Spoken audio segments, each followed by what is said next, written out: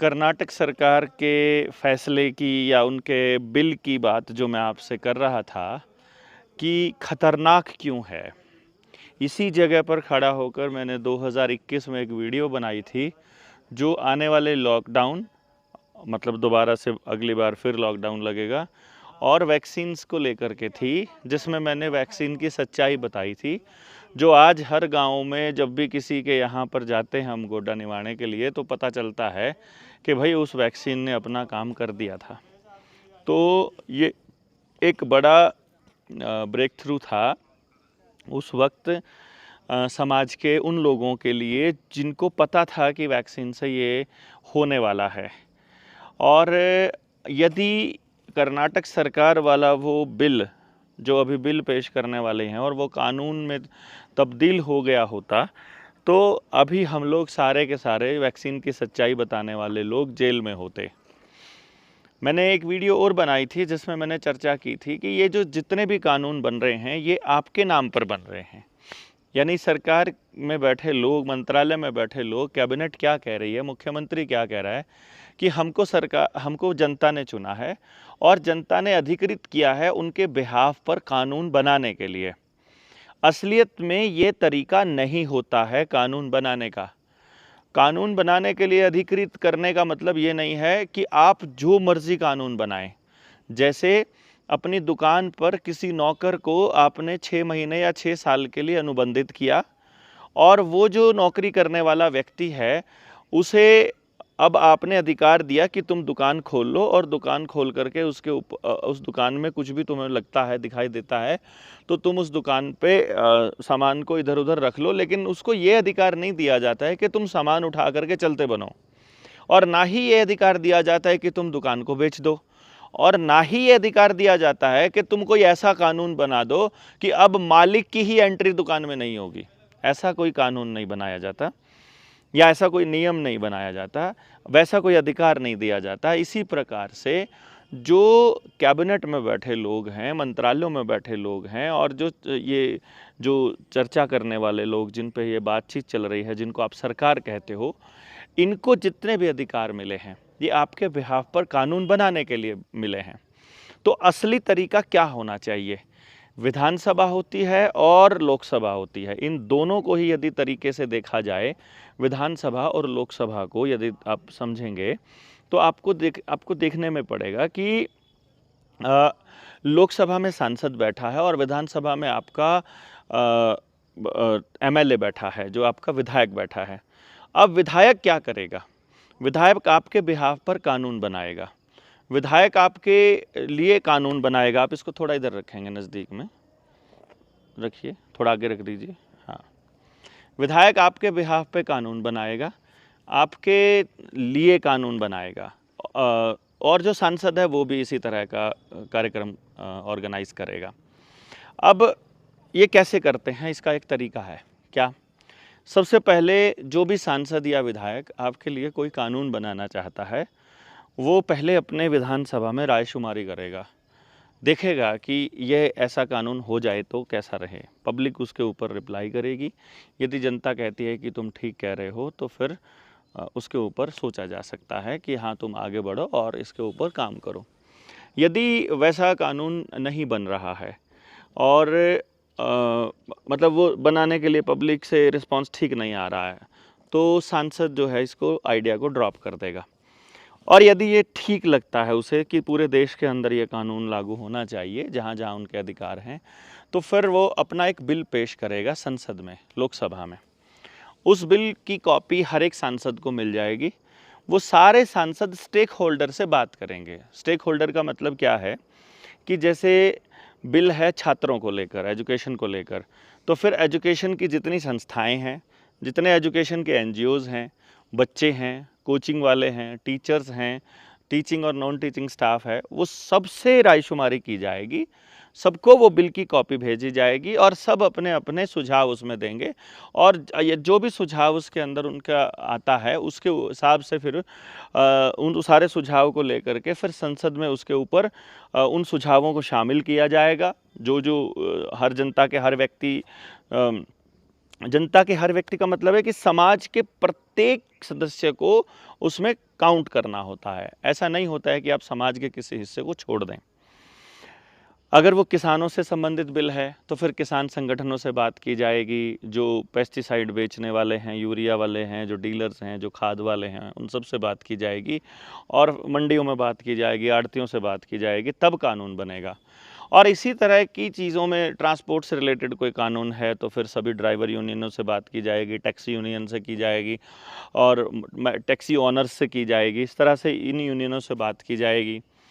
और इसी प्रकार से जितने भी ट्रैवल एजेंसीज़ हैं वो भी इसमें शामिल की जाएंगी। कहने का मतलब ये है कि यदि कानून जनता से के जिस हिस्से से जुड़ा हुआ है उससे बात नहीं की जाए तो फिर उसको शामिल नहीं किया गया, मतलब उसके लिए वो कानून नहीं है, फिर बनाने वाले ने अपनी मर्जी से कानून बना लिया। अब आप बताइए कि पिछले 14 सालों से क्या समाज के किसी अंग को शामिल किया जा रहा है कानून बनाने के लिए? जितने भी कानून बनाए गए हैं 14 के बाद से स्पेशली, वो सारे के सारे कानून आपको रगड़ने के लिए हैं और आपसे ही पूछा नहीं गया है। चाहे हाईवे पे चलने वाले लोगों के लिए कोई कानून हो, चाहे टैक्सी वालों के लिए कोई कानून हो, ट्रक ड्राइवरों के लिए कोई कानून हो, ट्रांसपोर्टर्स के लिए हो, स्कूल वालों के लिए हो, या मतलब नर्सिस के लिए हो, अस्पतालों के लिए हो, चिकित्सा पद्धतियों के लिए हो, आयुर्वेद और होम्योपैथी को लेकर के हो, ठीक है, या जजेस की अपॉइंटमेंट को लेकर के है, उनके रिटायरमेंट के बाद उनको कहीं पर एम्प्लॉयमेंट देने के नाम पर है, या तमाम तरह के दूसरे जितने भी विभाग हैं समाज के या जितने भी हिस्से हैं समाज के, उन सभी हिस्सों में से कितने हिस्सों में बात की जाती है ये आपको देखना होगा। और यदि आज तक पिछले 11 सालों में यानी 2014 के बाद से अब तक कोई बातचीत नहीं की है तो मतलब ये हुआ कि आपको शामिल ही नहीं किया गया, जनता को शामिल ही नहीं किया गया। गांव में बहुत सारी दिक्कतों का सामना करना पड़ रहा है लोगों को। कर्जे में लगभग हर व्यक्ति आ चुका है और कमाई का साधन किसी के पास नहीं है। साथ ही साथ एक बहुत बड़ा प्रोपेगेंडा आपके साथ रचा जा रहा है।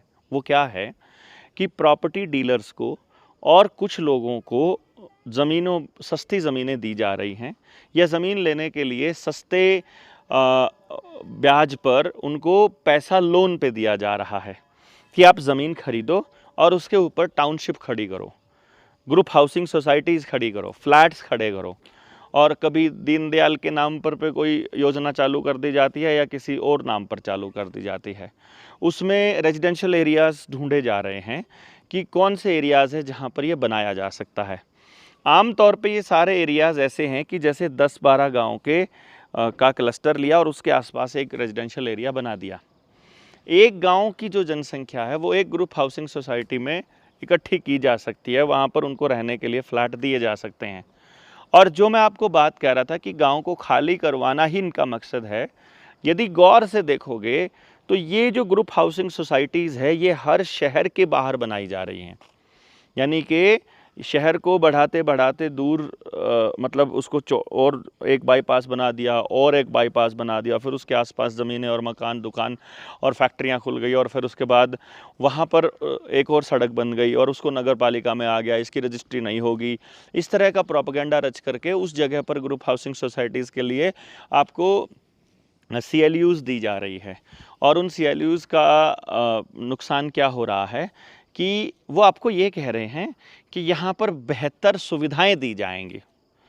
मैं इसकी कैलकुलेशन आपको दूंगा, या आप में से कोई रिसर्चर अगर बैठा है तो उसकी कैलकुलेशन आप कीजिएगा कि गांव में जो मौजूदा व्यवस्थाएं हैं, जो मौजूदा एस्टैब्लिशमेंट्स हैं, जैसे गांव में स्कूल है, अस्पताल के लिए ज़मीन है, या गांव में जंगल है, आपकी गौचरान की जगह है, आपकी और कोई छोटी मोटी सचिवालय, मंदिर, जोहड़ या तालाब या कुछ भी ऐसी जगह हैं जिनके वहीं पर यदि उन चीज़ों को दिया जाए वो गांव के लिए ज़्यादा बेनिफिशियल होगा या ग्रुप हाउसिंग सोसाइटी में होगा, इसको देखिएगा।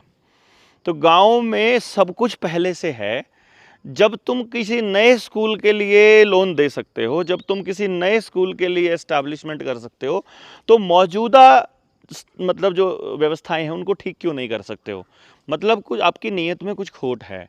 गांव जिस तरह से आज़ाद रह सकता है वैसे ग्रुप हाउसिंग सोसाइटी आज़ाद नहीं रहती है, और यदि ग्रुप हाउसिंग सोसाइटी आज़ाद नहीं रहेगी तो फिर कंट्रोल करना आसान होगा। यही न्यू वर्ल्ड ऑर्डर है, यही मैं आपको बता रहा हूँ।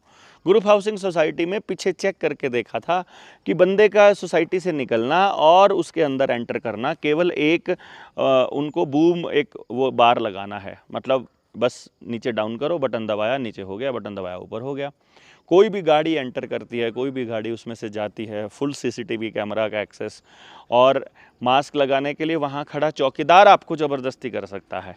वैक्सीन का सर्टिफिकेट वहाँ का चौकीदार चेक कर सकता है। ये उन्होंने पहले चेक किया कि बड़ी अथॉरिटीज़ की ज़रूरत ही नहीं है, एक 8,000 रुपये का चौकीदार वो आपको कंट्रोल करेगा। ये खेल इनका है, और गाँव में कोई घुस नहीं सकता है।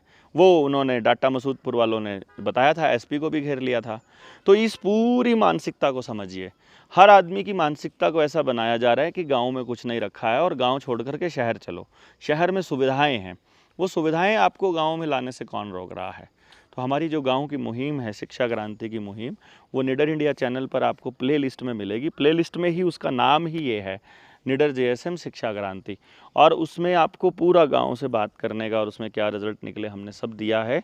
और अभी हम तीसरे चरण के बाद जब गांव के लोगों से मोहल्ला मीटिंग्स कर रहे हैं और बात कर रहे हैं, तो हमें पता चल रहा है कि प्रत्येक गांव का व्यक्ति, प्रत्येक गांव का प्रत्येक व्यक्ति इस बदलाव के लिए तैयार है। तो मेरा कहने का अर्थ ये हुआ कि अभी जो ये कॉलोनीज़ बन रही हैं इसको समझिएगा। प्लस एक बात बस मैं आप लोगों से और जोड़ना चाहूँगा, यदि आप में से कोई व्यक्ति इन धंधों में जुड़ा हुआ है तो इनको छोड़ दें जितना जल्दी हो सके, क्योंकि बीज नाश होना तय है।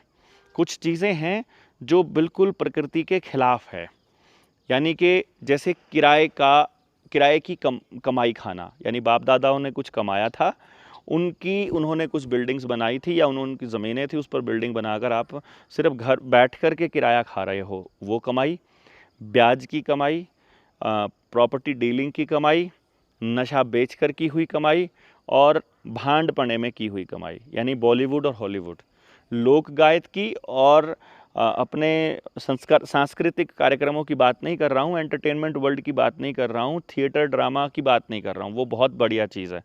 कला का सम्मान है 100%, लेकिन जो पैसे के लिए कुछ भी करे, इस तरह की इंडस्ट्री के अंदर जो काम कर रहा है, उनका वंश नाश होना तय है। वो क्यों होना तय है, यदि आपको देखना है तो एक बार चेक कर लीजिएगा। जो लोग इस धंधे में आज से 50 साल पहले या 40 साल पहले या 30 साल पहले घुसे, वो बहुत अमीर बने, इतना पैसा उनके पास आया कि उनके बच्चे आज के टाइम पर नशेड़ी हैं। उनके बच्चों, अब जो नया बच्चा आ रहा है आईवीएफ से पैदा हो रहा है, और अब उनका बीज खत्म होने की कगार पर है। तो आज यदि आप इस कैटेगरी में आते हैं तो आपके भी बीज नाश की तैयारी चल ही रही है, क्योंकि धरती को बेचना और खरीदना, धरती माता है ना, धरती माता को खरीदना और बेचना, यानी कि जितने भी ये प्रॉपर्टी डीलर्स हैं और जितने भी ये बड़े बड़े बिल्डिंग्स खड़ी कर रहे हैं, ये सब प्रकृति के विरुद्ध काम कर रहे हैं। यदि आप इससे सहमत हैं तो बताइएगा, नहीं सहमत है तो भी बताइएगा कमेंट में कमेंट करके, और शेयर कीजिएगा, दूसरे लोगों तक पहुंचाइए, ताकि अगली वीडियो में हम आप तक नई जानकारी लेकर के आएँ। और जो भी कानून कोई भी सरकार का व्यक्ति आपसे पूछे बिना बना रहा है, उनसे सवाल पूछने की बारी है। आप जब जनता सरकार मोर्चा की ट्रेनिंग में जुड़ेंगे तो आपको सवाल पूछना, आरटीआई डालना, वो सब चीज़ें आएंगी। अभी से लेवल 2 की ट्रेनिंग भी आएगी, और अगली ट्रेनिंग में हिस्सा लेने के लिए 9991911784 पर व्हाट्सएप करके आप करण के साथ ग्रुप में जुड़ जाइएगा। और जनता सरकार मोर्चा से जुड़ने के लिए 9518170000 पर वो मैसेज कीजिए, व्हाट्सएप कर दीजिए, मिस्ड कॉल कर दीजिए, आपके पास एक मैसेज भी आएगा। यदि आपका लोन भी है तो उसके लिए लिंक भी आपके पास पहुंच जाएगा। तो आप सब लोग यहाँ तक जुड़े, शेयर किया, इसके लिए बहुत बहुत धन्यवाद। कमेंट ज़रूर कीजिएगा।